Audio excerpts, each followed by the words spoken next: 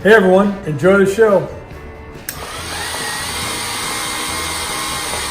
It's Jeff from Mantiques Network. How are you doing today? In light of the Kentucky Derby was last weekend, which was quite strange, we have an interesting piece here. This is a cardboard ad for Rolling Rock beer. What they're depicting here is the Kentucky Derby winner in 1963, Shadow Gay. Again, it's really nicely done, great condition.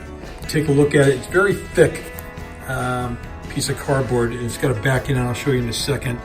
But it's in really nice shape. If you take a look at the back, pardon my hand, you see it sets up. So it was designed to be on some type of counter display here. Let me flip it over one more time for you.